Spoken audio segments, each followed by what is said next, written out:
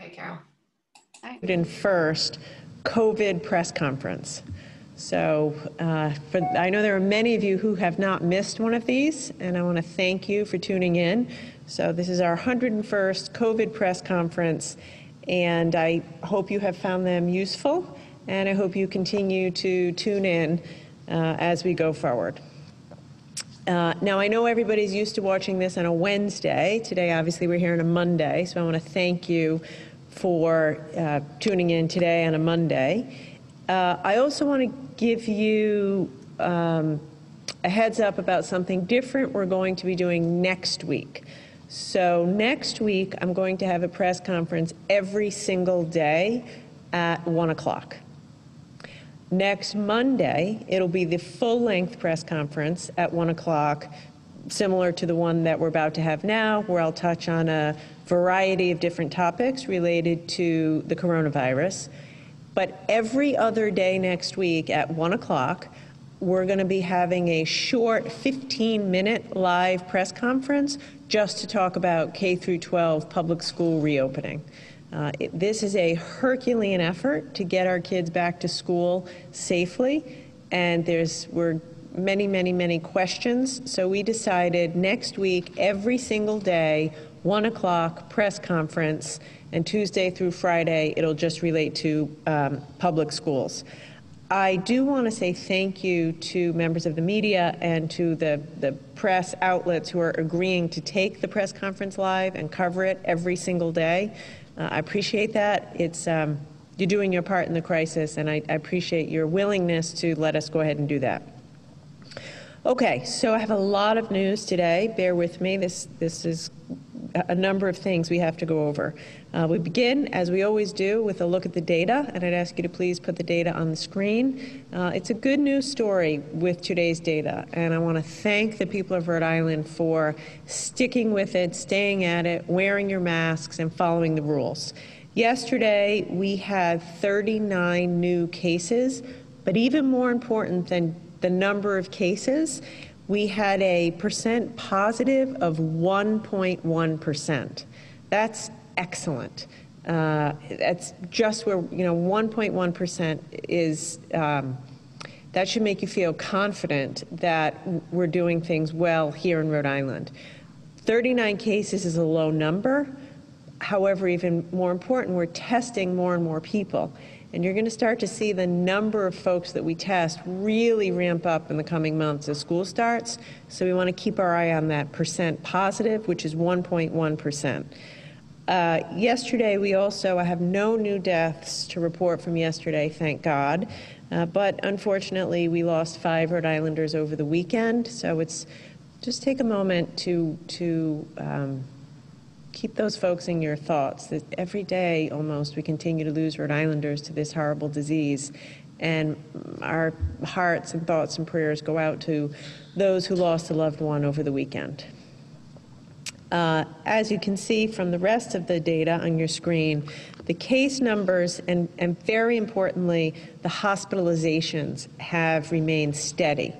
And also, the percent positive, very low at 1.1%. I want you to know it's been below 3% every day since we started phase 3. So by and large, it's, as I say, it's a pretty good news story. I'm asked frequently, Governor, should we be reopening slower, faster? And the truth of it is, it's a judgment call, and it's a balance. It is a balance between keeping everyone safe and keeping a lid on the virus, but also letting folks get back to work. Right now, at this point, we still have over 100,000 people on unemployment insurance. And recently, I've been asked, are we getting the balance right? Should, Massachusetts, Connecticut, New York, they have held back on their economic reopening a little more than we have. I have made the decisions I've made to strike that balance. And a new analysis today, actually, by CNN and Moody's ranks Rhode Island's economy as the 6th best in the country on what they call the back to normal index, getting back to our normal economy. So from April to July, we saw a 7% decrease in our unemployment rate, putting us at the 10th best in America. So I would say this, there's no perfect. Everything is, I'm doing the best with my decisions. But today, as I come before you for our 101st press conference, we are reporting, among the best states in America, top 10, for getting our economy back to where it was, and also a percent positive rate of 1.1%. So as we evaluate how we're doing with coronavirus, it's a terrible thing. We have 100,000 people out of work, restaurants and shops hanging on by a thread, and my heart goes out to all of you, and we're working to get you back to work. But relative to a lot of other states, I think we're holding our own pretty well, and I want to thank everybody for doing that. The best thing we can do to get people back to work and reopen our economy even more is to do what we've been doing. Wear your mask, wash your hands, don't go out of your house ever if you're sick, social distance as much as you can, social gatherings 15. By the way, I know that's hard. I had to host a family gathering over the weekend. Normally we would have 20 more people in our house, 14 people. So we're in it together, and I'm asking you, please keep following the rules, because we want to keep people out of the hospital and we want to get folks back to work and kids back to school. So this is where we are 6 months into living this together. Okay, I want to start briefly with an update on what we saw at Rhode Island's businesses over the past week. I usually like to do that on the Monday. As an update for you, last week we conducted more than 1,100 inspections. If you see someone who works for the Department of Business Regulations, say thank you, or the Department of Health. These guys are working so hard. We have a small staff, over 1,000 inspections. It's another record high, another record of how many places we've inspected. Good news. Employee and customer mask compliance remained around 95%. Good job. And capacity restrictions at all the retail and restaurants we visited remained at 98%. That's great news. We are going to be able to continue to keep our shops and restaurants open if you guys continue to follow the rules at 95 and 98%. We saw 13% of restaurants and bars without proper separation between bartenders and customers. That continues to be a problem. And 6% with crowding at the bar area. Now, I will say that is improvement. That's the best data we've ever had. 6% and 13% is the lowest non-compliance we've had. So thank you to bar owners and restaurant owners. It's still not where we want to be. You have to try a little harder to cut down on the crowds and keep distance between the bartender, or more than distance, a plexiglass between the bartender and the servers. We also saw 98% compliance with bars closing at 11 o'clock. So I want to thank you for that. I know that's tough, but it's working. It's reflected in our numbers. These steps are working. So I want to thank you all for your continued cooperation. I want to spend a few minutes now talking about school. Will we reopen schools? The top of everybody's mind right now. And look, this is important.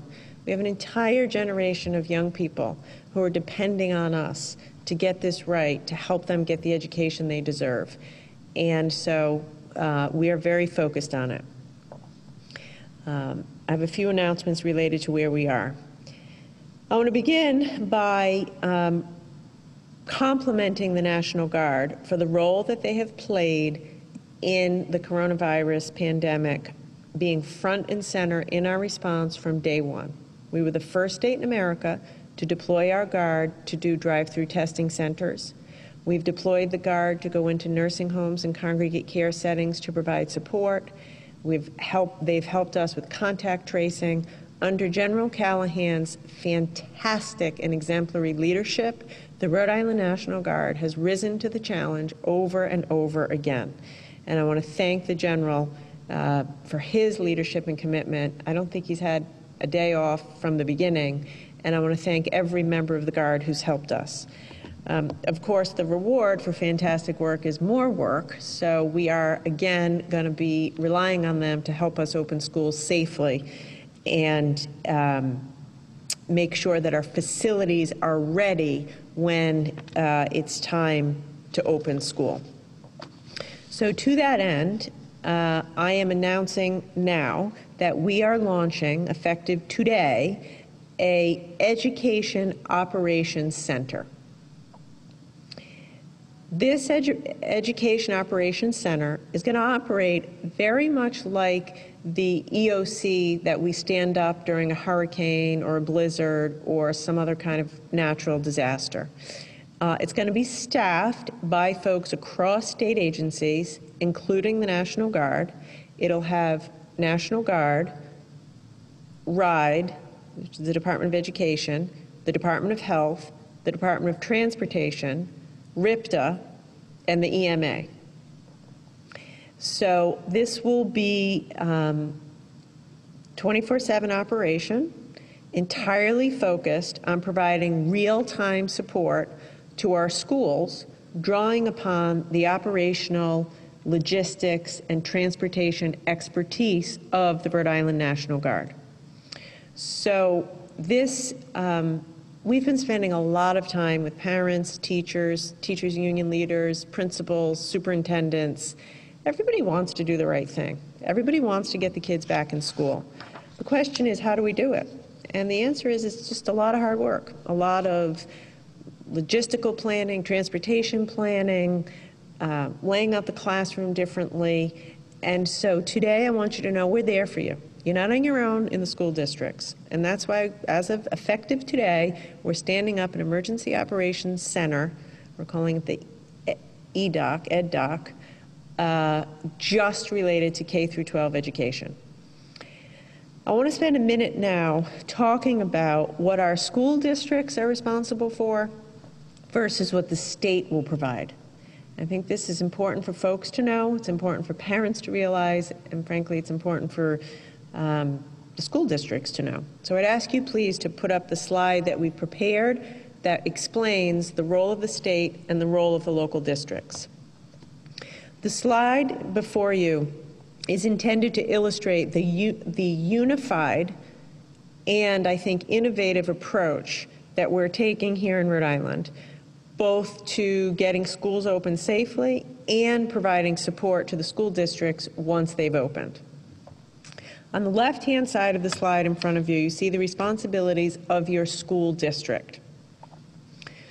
First and foremost, the job of every school leader, every principal, every superintendent, is to provide high-quality learning experiences for their kids, for their students. So in order to ensure that they can do so safely, they're also responsible for immediately isolating symptomatic students, immediately reporting probable cases through the new Department of Health school reporting portal, assisting the Department of Health with contact tracing and case investigation, implementing all required health and cleaning protocols, providing safe transportation based on our state guidance and with the support of the National Guard, maintaining supplies of personal protective equipment and sanitation equipment. And the local school districts are also responsible for establishing clear and frequent processes for communicating with the Department of Education, the Department of Health, and their entire school community. It's a heavy lift. Superintendents have a lot to do. We're calling on you to step up as leaders, same with principals, and by and large, you're doing a terrific job and working hard, and I want to thank you for your leadership. On the right-hand side of that slide is the list of supports that it's offered by the state and state agencies through our EDOC. The Department of Health is going to be providing ongoing public health guidance to schools, in addition to overseeing case investigation, contact tracing, and testing operations for all staff and students. They'll also be leading ongoing on-site facility assessments for school buildings, and I'm going to talk about that more in a second. So I want to pause and make this clear, because this is different in Rhode Island than I think in pretty much every other state in the country. We, the state, are going to undertake the responsibility of providing testing, contact tracing, case investigation for all the schools and all the school districts. We're a small state. We don't really have a county form of government, and we felt that was the right thing to do. If you're a parent or a teacher and you're listening to this, I hope it gives you some sense of confidence that the state, you know, we've learned how to do testing. We've learned how to do contact tracing and case investigation. So we're going to handle this for your school in communication with the school, and I hope you have some confidence knowing that that's the way it will be handled. The Department of Education will be providing operating guidance and instructional support with a focus on learning outcomes, ensuring that every school has the best possible in-person and distance learning platforms, and they'll be communicating constantly with school leaders. And I want to thank the Commissioner and applaud her and her team at RIDE for doing a fantastic job helping to get the facilities ready, but also doing what they do best, which is helping us to deliver high-quality education to our students. And then our other state partners will be providing on-the-ground assistance teams, contingency supplies, and planning and logistics support. So what is that going to look like? The Operations Center will be ready and able to assist with anything that the school needs on an ongoing basis. What's that mean? If the school's running low on hand sanitizer or masks, that team will immediately arrange for the supplies that are needed. If a school's struggling with logistics, it needs logistical support to ensure strong in-person learning, the team will be there to provide that assistance. When you have a student or a staff member who tests positive, which is going to happen, that will happen, and we're prepared for it, this team from the Operations Center will be on the ground at the school as quickly as possible to test, isolate, quarantine, and do everything we know how to do to prevent a large outbreak so that we limit the interruption to in-person learning. This Education Operations Center is activated as of today, and by next week, every school district will have a designated single point of contact at the Operations Center and will ensure frequent line of communication between the districts and the Operations Center, as is illustrated on the slide. The Education Operations Center will ramp up over the next few weeks with the recognition of several milestones, including the return of teachers on September 9th and the return of students on September 14th. Once the schools are open after the 14th, the leaders at the Education Operations Center will be prepared to deploy assistance teams to any school in any city or town on a moment's notice. We've learned over the past 6 months how to do this. When there was an outbreak at a nursing home, an outbreak in the prison system, we've learned how to deploy teams quickly and support teams, and so we're going to take all of the learnings and the innovation and do the same exact thing, what we've done there, for schools. So the message with this Operations Center is, if you're a principal or superintendent, yes, it's true, you're the front line, you have the primary responsibility, but we are right there with you. And a phone call away to provide the backup you need so that you'll be able to be successful.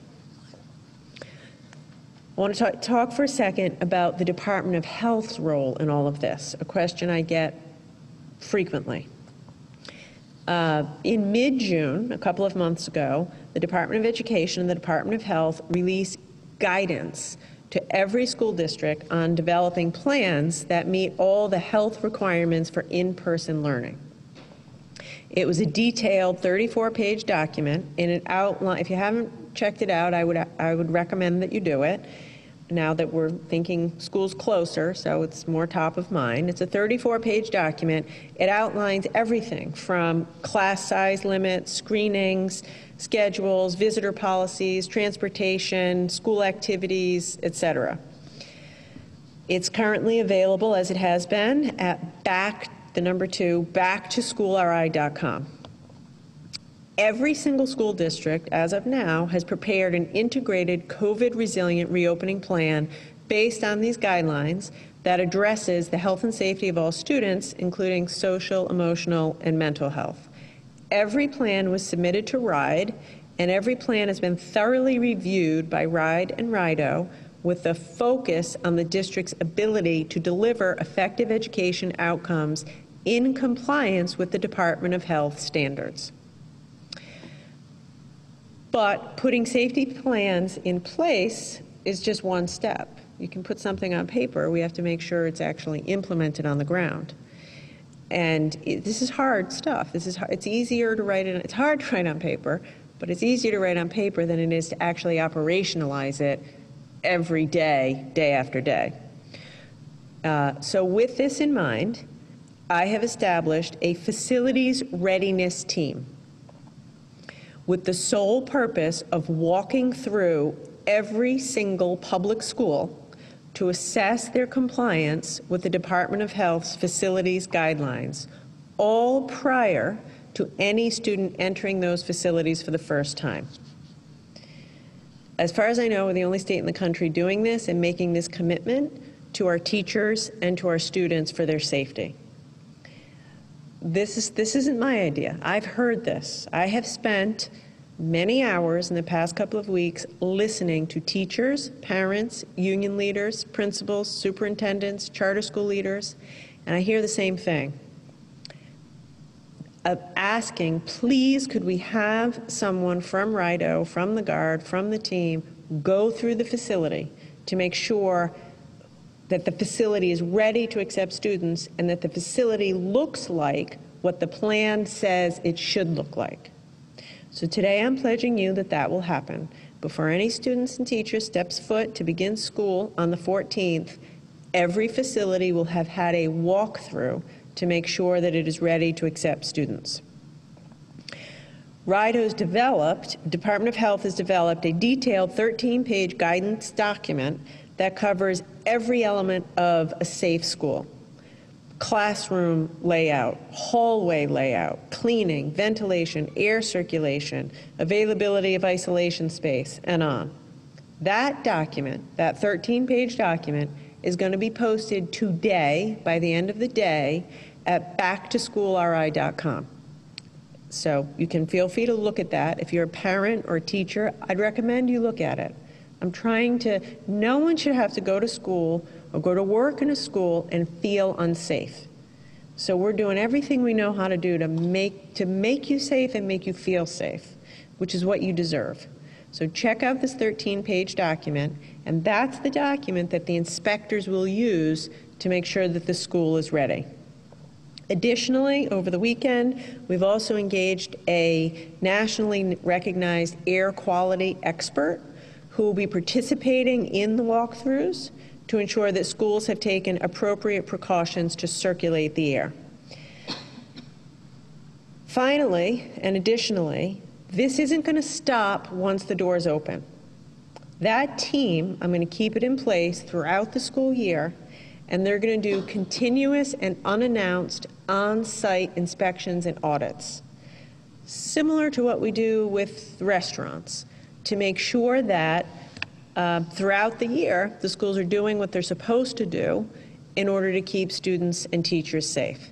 And by the way, we're doing it together. This isn't about, we're going to have the audits, we're going to have the inspectors go in, but it's not a gotcha, because we're also going to have our operations center and support teams available. So if you're not in compliance, we're going to help you get into compliance.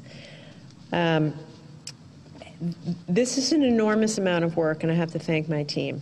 It's been a very long weekend, and I feel great. I mean, a long 6 months, but we finalized it all over the weekend, and we're ready.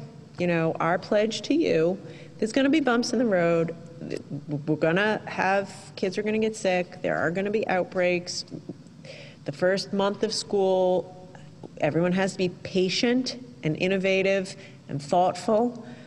But as I've surveyed what other cities and states are doing, I believe this to be, if not the most comprehensive, among the most comprehensive.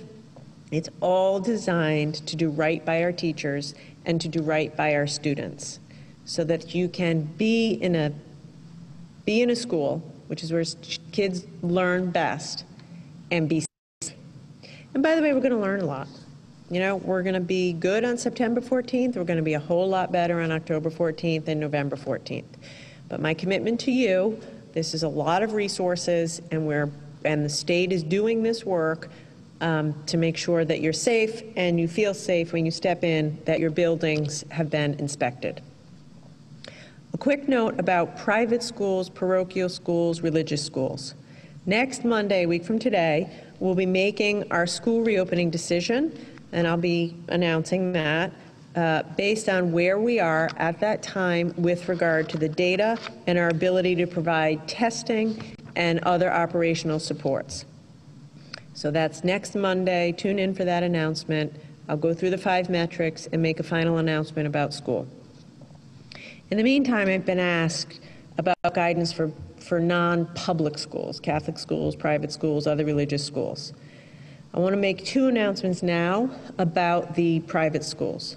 First of all, the state intends to provide all schools, including non-public schools, with the same testing, contact tracing, and case investigation supports. So all schools, public and private, are going to receive from the state the same level of testing, contact tracing, and case investigation. It's in everybody's public, it's in the state's public health interest for this to happen. The precise details of what that system will look like will be online this Wednesday. So end of day Wednesday, we'll put online exactly how the state is going to be operationalizing testing, contact tracing, and case investigation, and what that says applies to all schools, public and private. That'll be at backtoschoolri.com. Second thing I want to announce is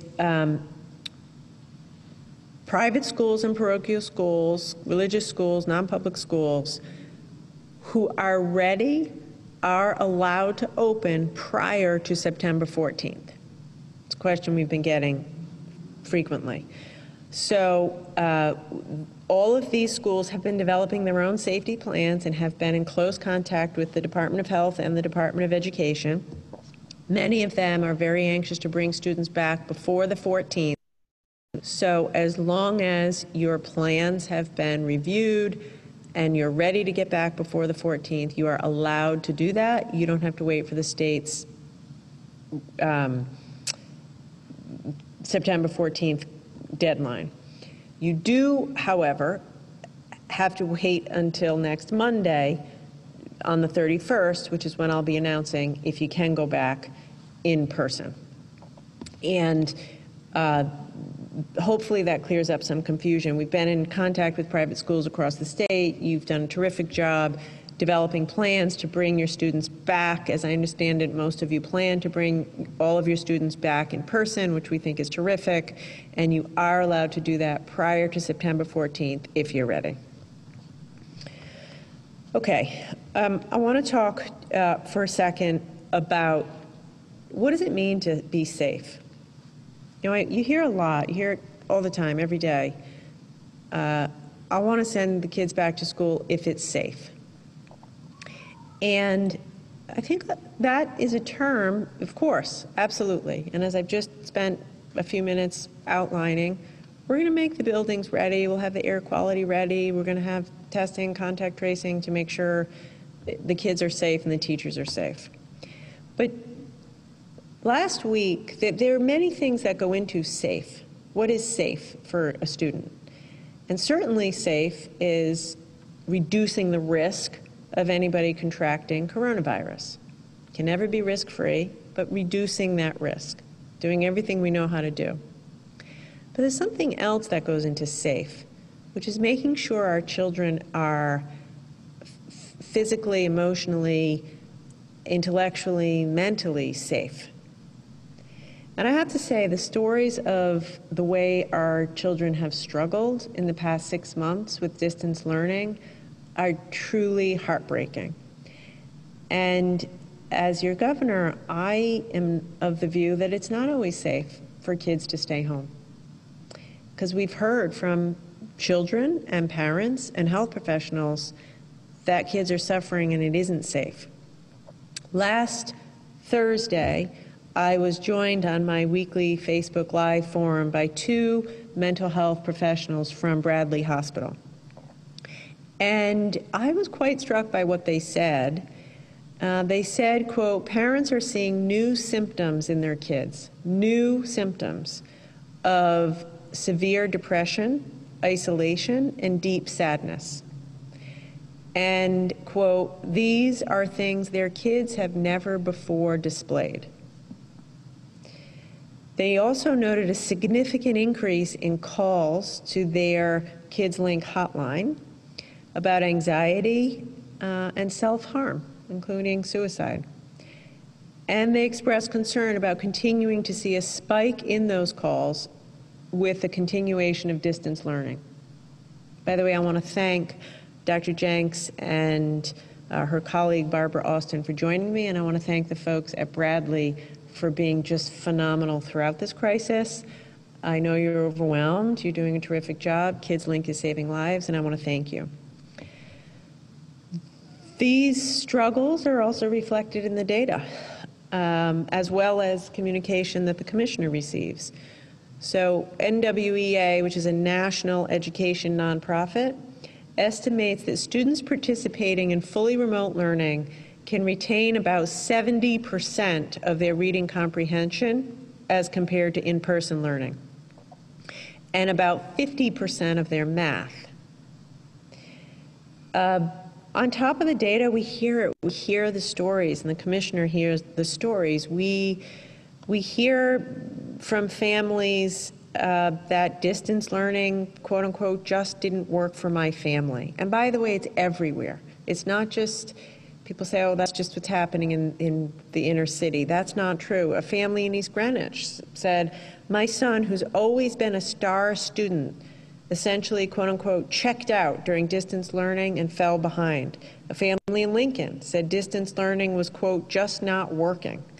And by the way, I want to say this. Lincoln, East Greenwich, Providence, everywhere, all the teachers and administrators gave it their all. This is by no means criticism of what they did. They tried hard, Herculean efforts to turn on a dime and deliver distance learning. But the truth of it is absolutely not a substitute for in-person learning. And we're seeing it. So I ask you, is it safe? Is it safe to leave a kid at home, knowing depression, anxiety, isolation, suicidal thoughts is on the rise, knowing 911 calls for domestic violence are through the roof still, knowing many kids will be left home alone, trying to teach themselves on a computer? We owe it to this generation of children to do everything in our power to get them back in school. It will not be easy. It will not be perfect. We will make mistakes. But I am personally committed to do everything I know how to do and work as hard as I know how to work to get children in school and keep them and their teachers safe. No one deserves to feel afraid when they walk into work, and the same goes for teachers. But I'm calling on everybody, please pitch in every way you know how to help us get these children back in school. And by the way, if you're a parent and you're just not ready, fine, that's fine. That's your decision. We want you to have choice. If you have an underlying health condition, if your child does, if your child is challenged mentally, physically, fine. We value that. We respect your decision. Keep them home. And the learning, distance learning in the fall will be better than the spring because we've learned more. But if you want to send your children back to school, then I would encourage you to go ahead and do that. Another very concerning impact of distance learning, which leads me to the next point I want to make, was a dramatic decline in childhood immunizations. This is a problem. This is a problem that we have to continue to work on. This is going to be a real problem in the fall, in the winter, if we don't fix it. I've addressed it many times from this podium. The closure of doctors' offices, the imposition of the stay-at-home order, and the fact that kids weren't in school, seeing the school nurse, has led to a dramatic drop in childhood immunizations. I've talked about it over and over again. Childhood immunizations are not where they need to be. It's related to a lot of things, but also we used to run immunization clinics in schools. Kid would see a nurse, see a teacher, so it's all contributing. The pediatricians of Rhode Island have stepped up hugely, and I made some money available from our COVID relief fund. With the pediatricians, a couple months ago, we launched an aggressive campaign to turn that trend around. And by June, this is good news, we were only 8% below the previous year. So that's terrific. That's a dramatic improvement from when I was here in April and May. However, the reality is that only 75% of kids entering kindergarten this year will have all of their necessary immunizations. And it's about 50% for kids entering 7th grade. If you're a parent out there and you're hearing me and your children haven't been immunized, please pick up the phone right now and call your pediatrician or call a community health center. You need to get your kids immunized. And pediatricians are doing extra clinics, walk-through clinics, nights, weekends, extra hours. They're doing everything they can. But please pick up the phone right now if the child in your life has not been immunized. We're facing a virus for which we don't yet have a vaccine. So there's truly no reason that we shouldn't have every child immunized by the time they go back to school. So I'll leave it at that. Thank you to the pediatricians. Thank you to the community health clinics. Please get your kids immunized before they go back to school. Switching gears, 2 other quick announcements. I want to briefly address our cities and towns.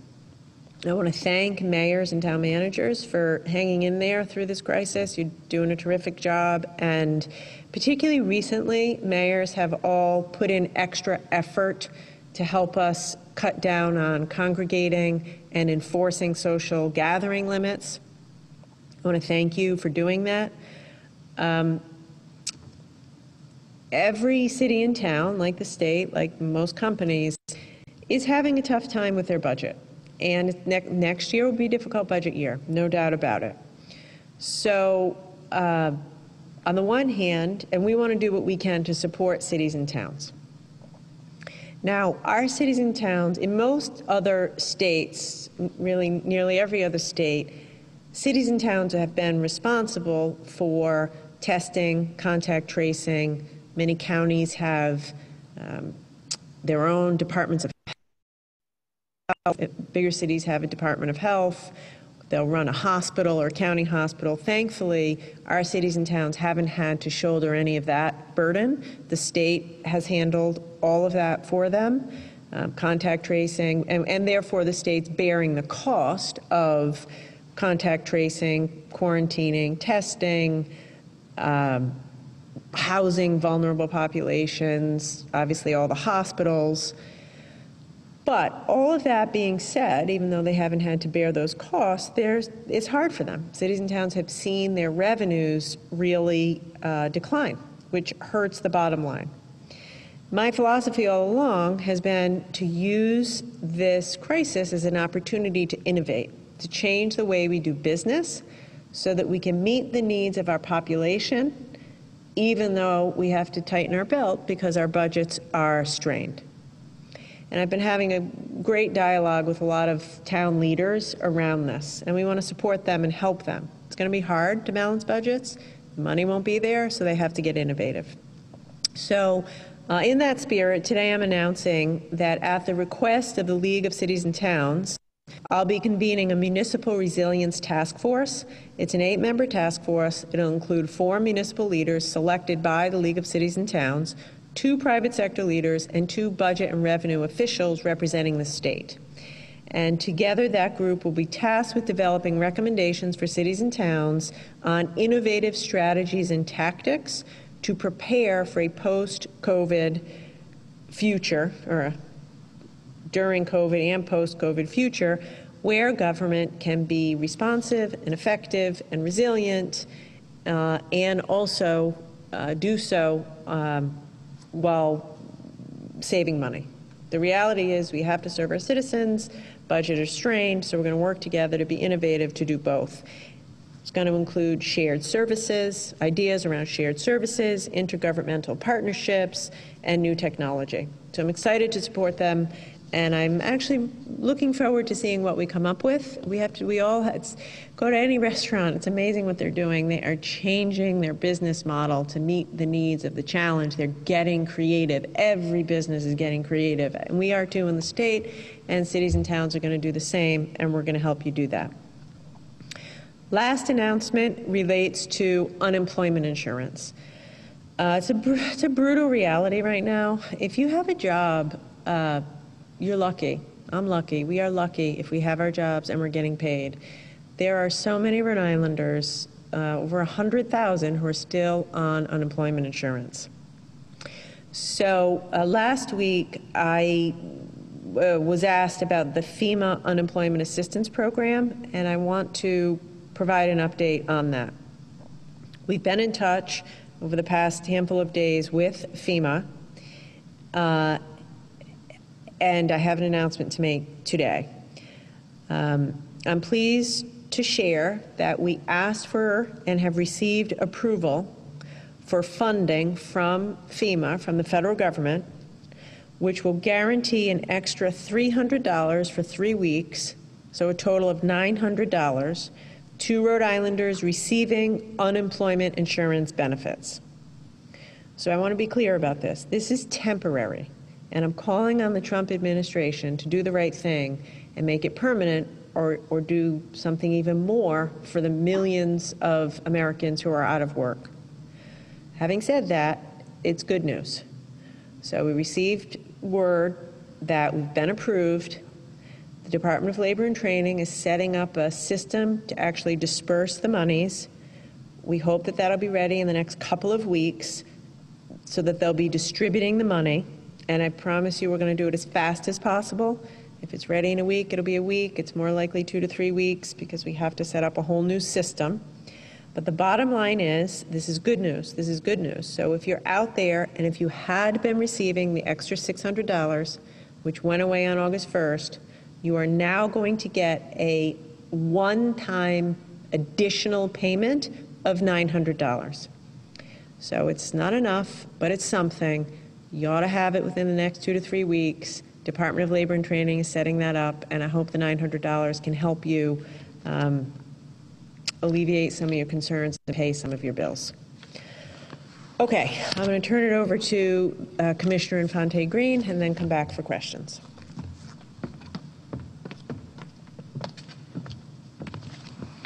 Good afternoon.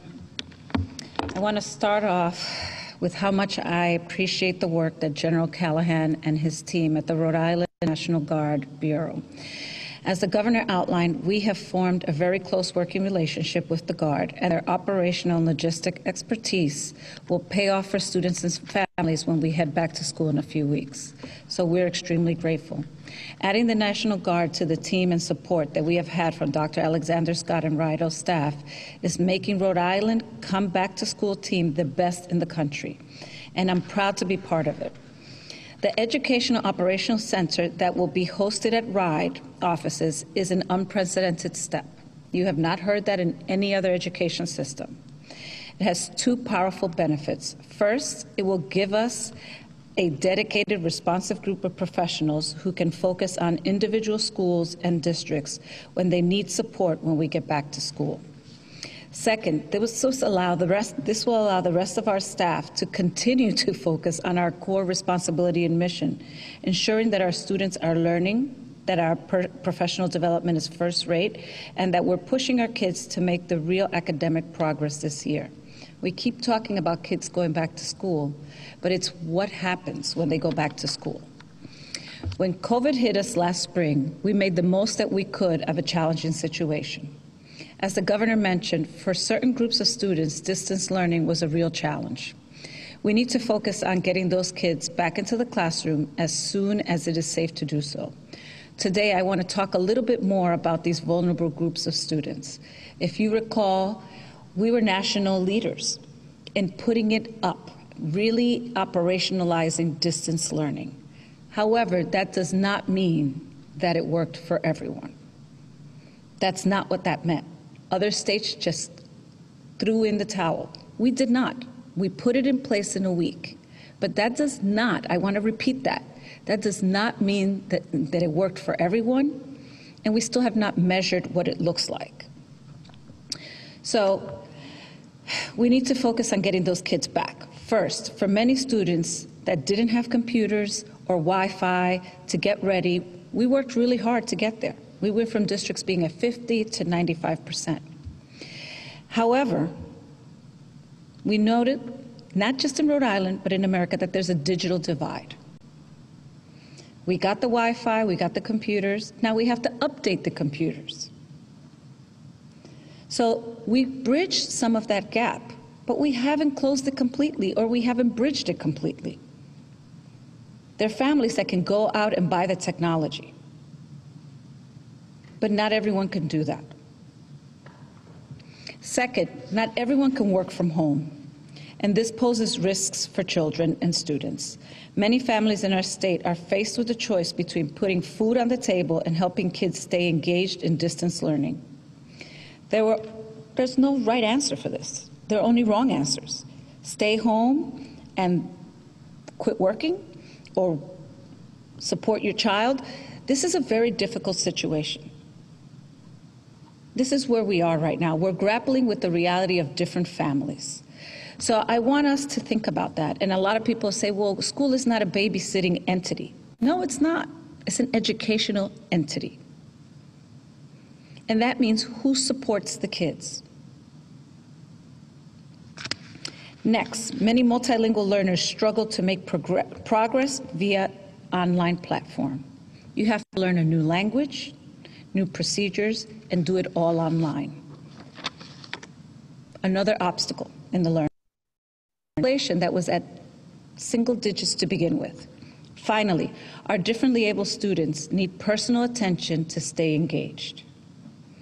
Many of those students require hands-on, concrete instruction to help them with their specific needs. Teachers did their best, but we heard time and time again from parents of students that are differently abled. This is not working for my child. My child is not making the progress.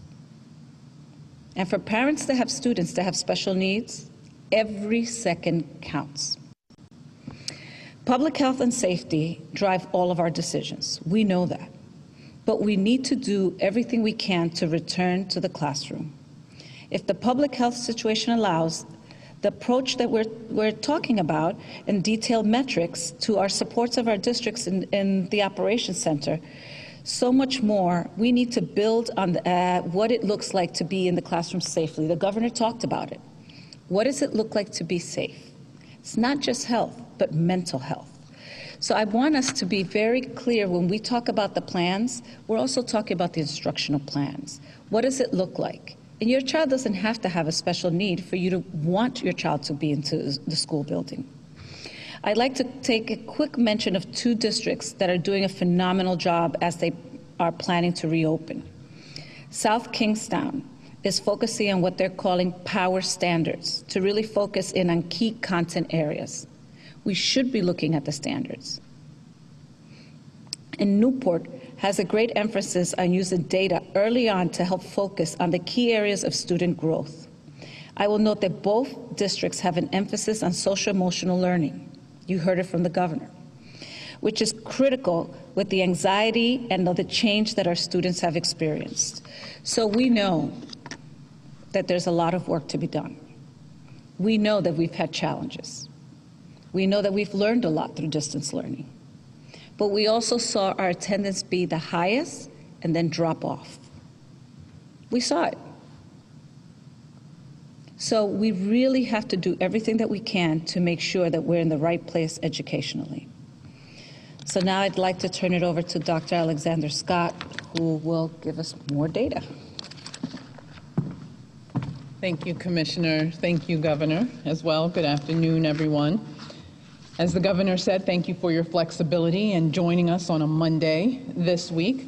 We have a lot of moving parts and a huge team that's been working very hard. As I usually do, I'll start with an overview of the data. We have 39 new cases to report.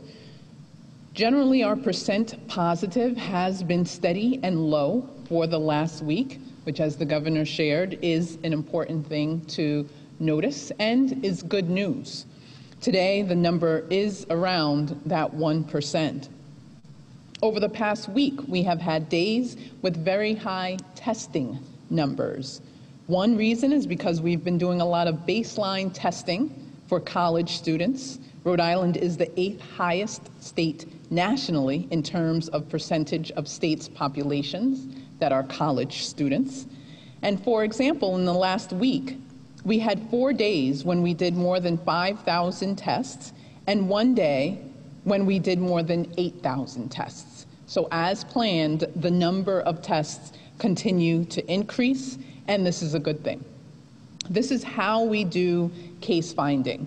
This is how we get people who are positive identified and isolated so that they can recover safely at home without spreading COVID-19 or illness to others. And this is also how we get to their contacts and get them to be quarantined where they can continue to monitor. On those days, it's important for us to look at the percent positive and continue to see the low number that's there as we are increasing the amount of tests being done. So the number of new cases we are finding relative to how much testing we are doing is the critical point to assess. And again, this has been steady, which is a good sign. To continue with our data, we have 80 people currently hospitalized, and 11 people are currently in an intensive care unit in a hospital. In terms of fatalities, we have no new fatalities to report today, as the governor said. However, over the weekend, we had 5 additional unfortunate COVID-19 associated fatalities reported out. These cases were not associated with each other. We sometimes just see these small peaks and valleys in our data. Either way, each individual is a part of a family and people who care about them, and our prayers are with the families of each of these people.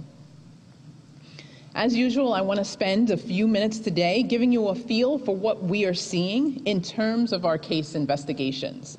And in doing so, I also want to take a minute to give a shout out to the team, the COVID unit, EpiOps, who is working tirelessly, collecting the information on case investigations so that we can be among the states who learn and respond to it and apply the structure and planning that we need to. Many of you may have seen that the CDC director last week, Dr. Redfield, spoke about a study looking at secondary transmission in child care centers in Rhode Island in June and July. It's this same team collaborating with our testing team and our child care centers that really has been at the forefront of what's being done. And it again reiterates, when you have a structure in place and when you have planning done that's implemented in that systematic way, we can be effective as a state together. So let's hear a little bit about the data that we've been seeing from the cases and see the trends, the insights that we are taking from that. If we look at the week of August 12th to August 18th, we had 598 new cases. Of these 598 people, 41 reported recent travel and 45 had recently attended a social gathering. Examples of social gatherings continue to include a variety of parties, a confirmation party, birthday parties, a party at a beach, outing. Another trend that we are unfortunately continuing to see pertains to disparities. During this period, 274 of the 598 new cases who tested positive were identified as Hispanic or Latina.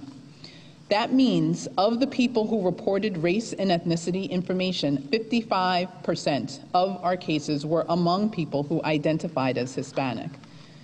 We are continuing to prioritize partnering with communities to put short-term prevention measures in place As I've said, through our health equity zones, as one example, we have distributed more than 1 million masks in our high-density communities, and knowing that that's just a piece of it. There's so much more that we need to do. And the governor and I recently had a call with Latino community leaders who are part of the overall Equity Council that Secretary-Woman Zeta-Jones continues to lead well. And we talked with them about what else we can do in the short term to get people and communities the resources and the supports they need to be able to prevent transmission of COVID-19. In addition to those short-term approaches, we are also working on the larger, longer-term structural issues, such as housing and employment, that we know contribute to the differences in outcomes that we are seeing. We're going to keep you informed about what we're seeing in this area. In terms of schools, I want to join with the Commissioner and the Governor in also thanking our dear colleague, General Callahan, for his tremendous leadership and his whole team at the Rhode Island National Guard for their phenomenal, invaluable contributions. They have been working tirelessly. I also want to reiterate what I shared last week.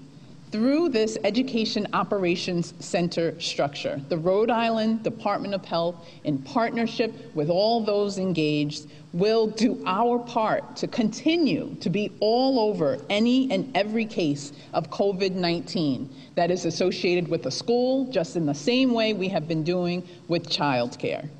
We are also doing an enormous amount of preparation in advance, knowing the planning and structure that is key. And we are asking districts and schools to engage with us in that preparation work. That entails things like making sure that systems are in place to support allowing for testing rapidly in a school community so it can happen quickly and minimize disruption to learning. And as the governor mentioned, setting up a reporting portal so schools have a uniform and structured way to get information to us right away is also going to be key. While we continue to get these systems and structures in place, we are going to continue working with teachers, parents, and other stakeholders to address as many questions and issues as we can. We're grateful for the expert that the governor mentioned who's going to be joining with our team to help inform and respond to questions. And as part of our walkthroughs, we are going to take the approach, not as much as what DBR does and RIDO does with actual inspections, but as the governor said, work collaboratively with the teams, with experts inside and outside of the Rhode Island Department of Health to talk through the different scenarios that arise in classrooms and help ensure the compliance with the guidance is in place. As we have throughout this process, we're going to continue to do everything we can to answer the questions of everyone involved so you can continue to have the confidence of the work that's being done so that you have that choice with returning safely. The same way Dr. Redfield of the CDC lifted Rhode Island as that place that shows confidently how we do it with childcare. We're going to apply that same approach to schools. So with that, we'll get started with questions. Governor, I've listened to you all summer, hearing you today.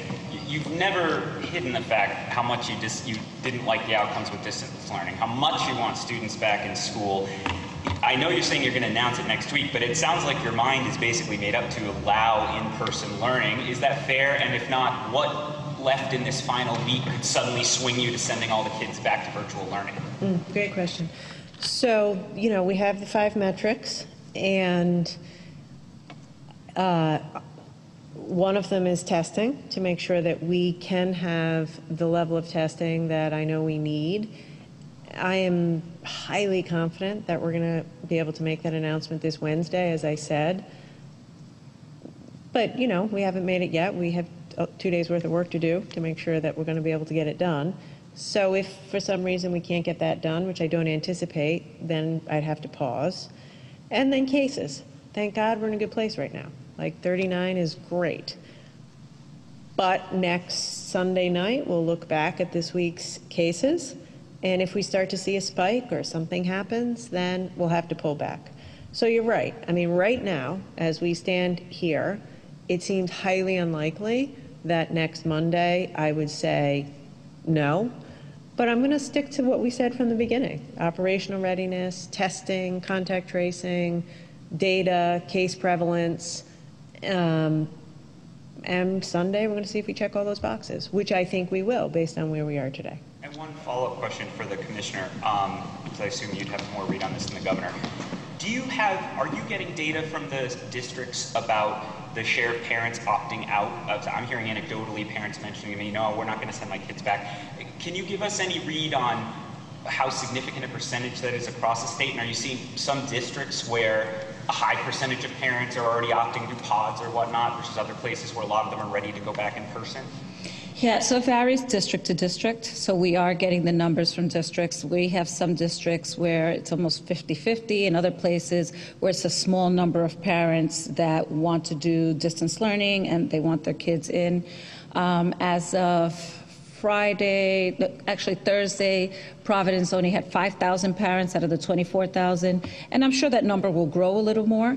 But I think that there's parents that want both. Right? Parents that want both. And the places that they are most worried about, they're asking to move to another district where they've already heard anecdotally that the district plans on just having one version of instruction. They've emailed me and asked, can I move to another district?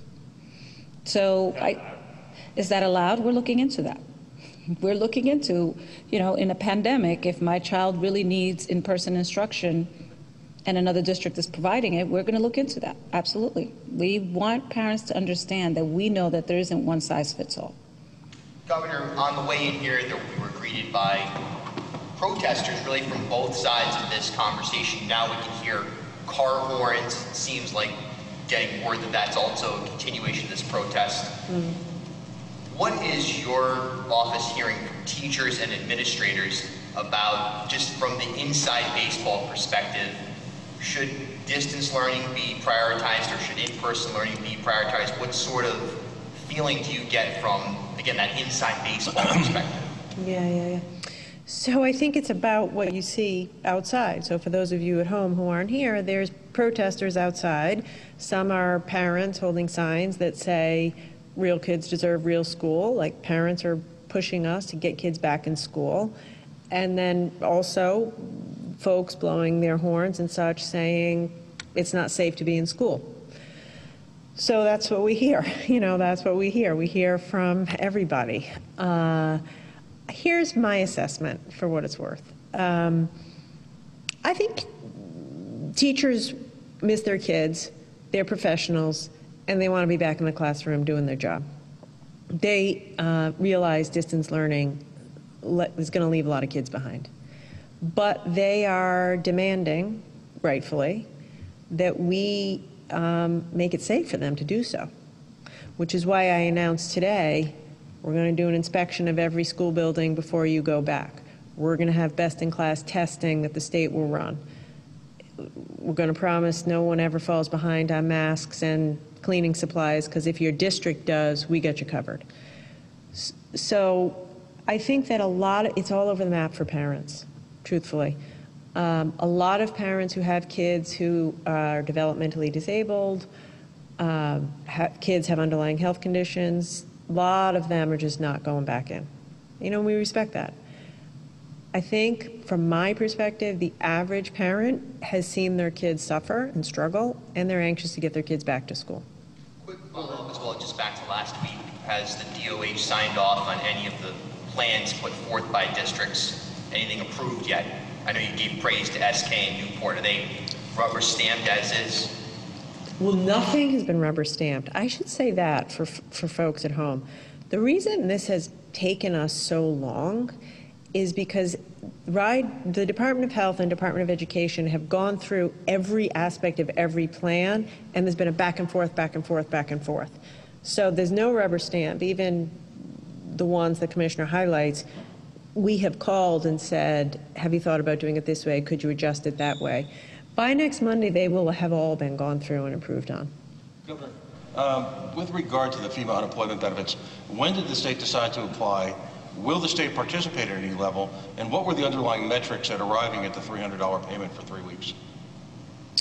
So last week, as soon as there was an announcement, we got on it. And in fact, even when you asked me about it a week ago, we were already in back and forth with them. I think they approved it on Friday. Yes, Friday. So we got final approval on Friday. The state's role is we have to administer it. So we have to set up a new system to administer it. It's a little technical. The way it works, and I might need a little help here, this is for everyone who's been receiving at least $100 from the state. So the state's role, in addition to setting up a new system to administer it, is we are going to plus up everyone to get to that $100 level.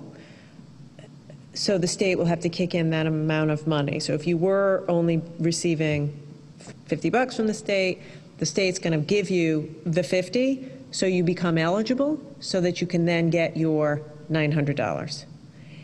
And the amount was determined by the feds. That's what we were given. Governor, one other follow-up question, just briefly. It appears that the expenditure page on the Rhode Island Transparency Portal hasn't been updated really since the end of July. Now, one media wag pointed out that, well, we haven't spent any money since the end of July. I'll throw that out there. But will this be corrected soon? It's updated. It'll be updated at the end of August. Okay, thank you. There you go. Related to the extra FEMA money, Governor, for someone who's unemployed, do they have to do anything extra right now? Do they have to reach out to DLT? How is that? There's always some confusion in a situation like this. The honest answer is we need, next Monday, I will go into that in great detail. We need a few days. We have to set up a whole new system to do this. So I wanted to announce it today because we got the approval Friday, and I wanted folks to know some relief is on the way. And it'll be $900, and it should be in your bank account in a few weeks. The Department of Labor and Training has to, this week, figure out those details. So if folks can hang on till the end of the week, I'd appreciate it. Governor, the education... But the answer is no. Like, it'll appear in their bank account, because we know who they are, and we'll just put the money in the bank account. I just don't know the exact details of when and what the process will look like.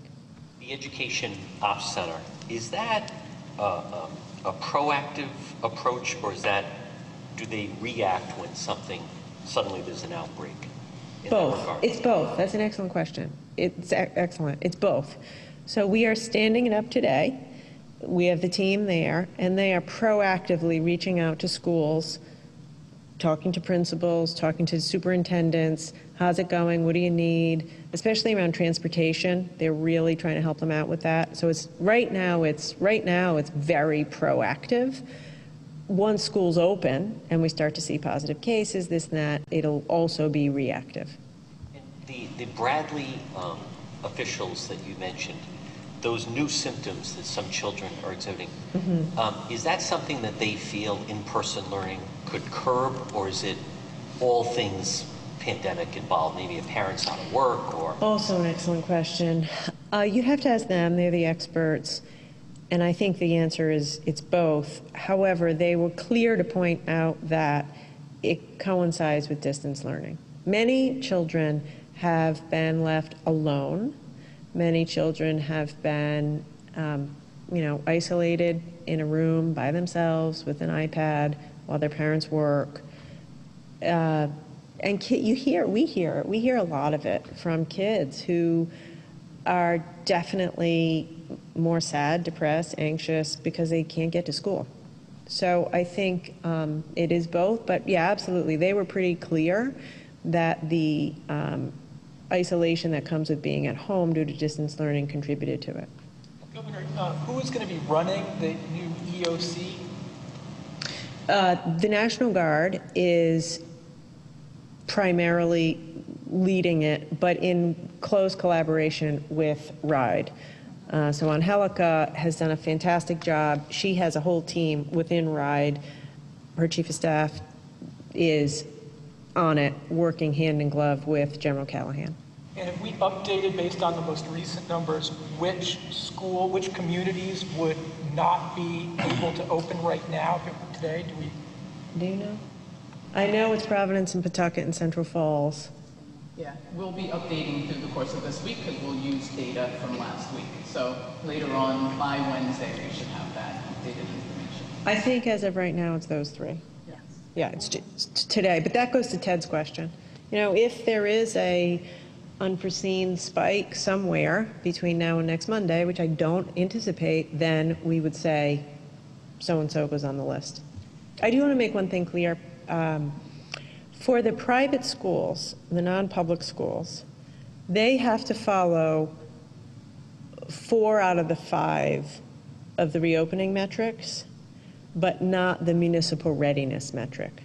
So if it's a, say, private school in Providence, even though Providence, the city, won't pass the municipal check, if you're a parochial school or a private school in Providence, you don't have to do that because most of their kids don't come from Providence. Governor, Sorry, he wasn't finished. I interrupted. And the numbers that Dr. Alexander Scott had about the number of cases in that last week in August that had to do with social gatherings, and then also the number of cases that identified as Hispanic, points to maybe we've had recently a bit of a focus on beaches, parties, recreation. Maybe this looks like the focus should be a little bit more back towards essential workers that we had a little bit earlier. I don't know if you could address that at all. Is that where maybe our focus has drifted a bit? So what we are seeing with the data definitely points to more of that recreational activity contributing. What ends up happening is in our more dense communities where populations are closer together.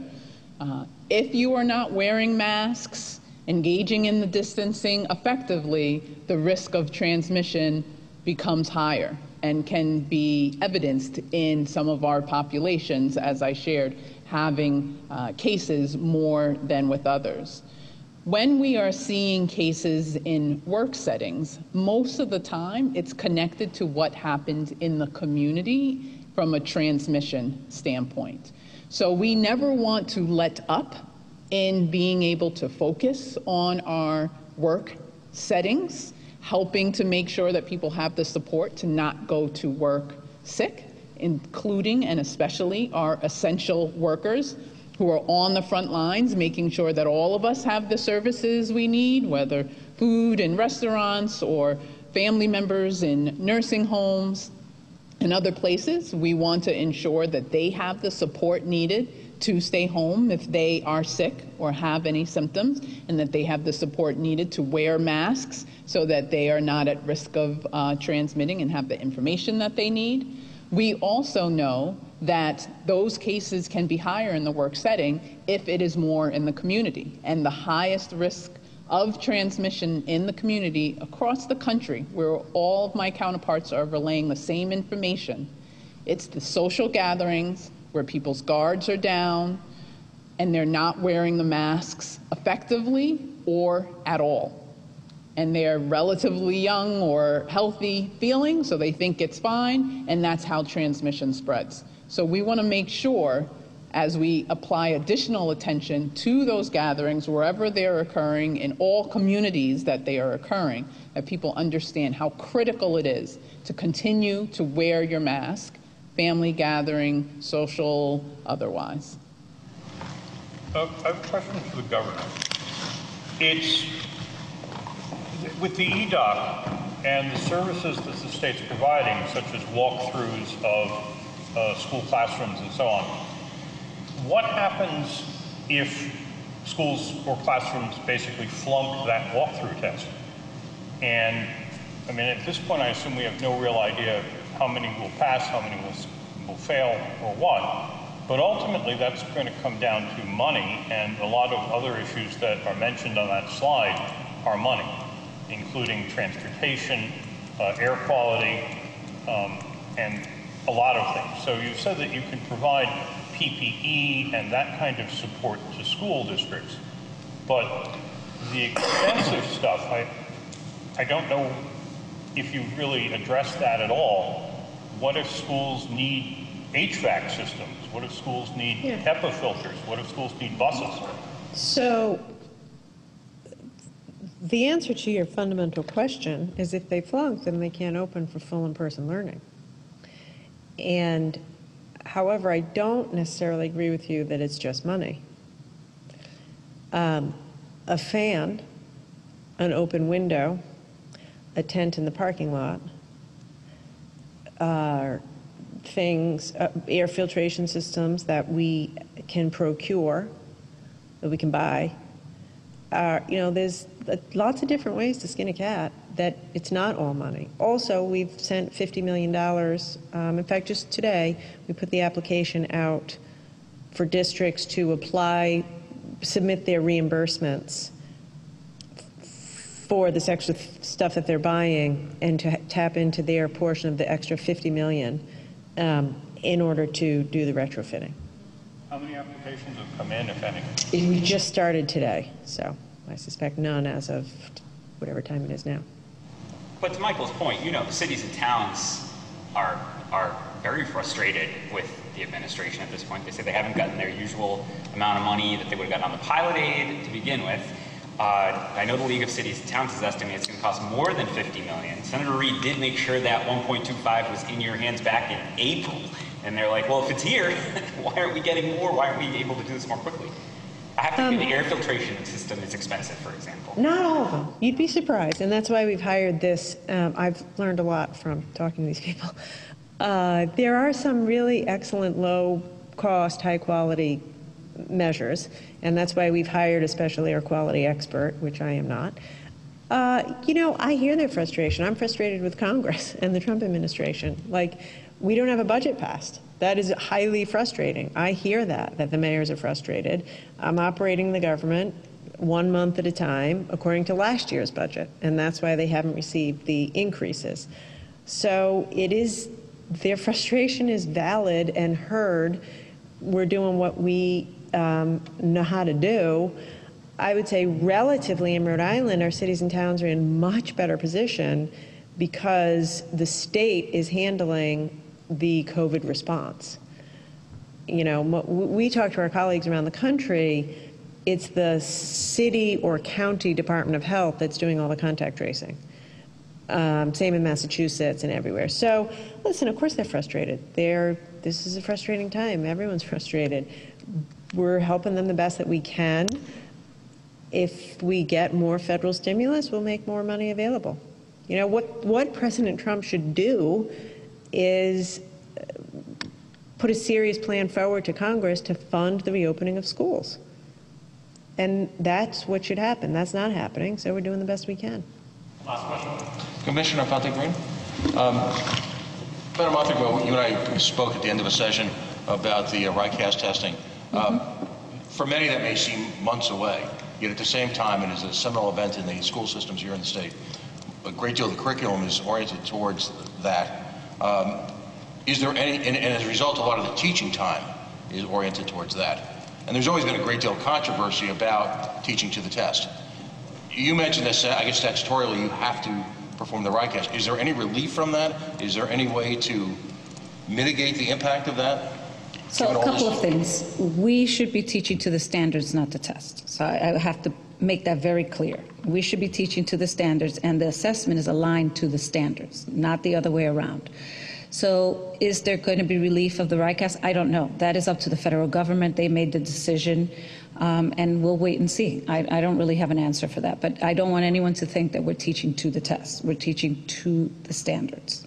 A great deal of the teaching community feels that given the physical challenges under COVID of teaching, that perhaps this might be an opportunity to step back and really focus on essentials, and I mean essentials, basic reading and writing skills, particularly after the Johns Hopkins review of what you've essentially inherited. Yes, I agree. You heard the governor's numbers on distance learning, and particularly with math. As a state, we struggle with math. period. And in some of our districts that were struggling prior to this, this is why we really need to move forward, because we do have professional development, we do have opportunities. We have to focus in on instruction and learning. And I think that when you say the basics, we have to look at the standard, right? Because the standard is what guides. This is what a child should be doing by the end of this grade. These are the skills that they should have mastered. And I think that is the conversation that we need to have. Partly what's happened, I will tell you, is that whether the student masters or not, they keep moving on. So when you say the basics, I hear what you're saying. We just need to get really good at what we're doing, and that means moving forward. And I think that we'll see a lot of that when we look at what's happened with distance learning, where we are, and how we move forward. So I don't disagree with you. And I tell you, we'll find out from the federal government.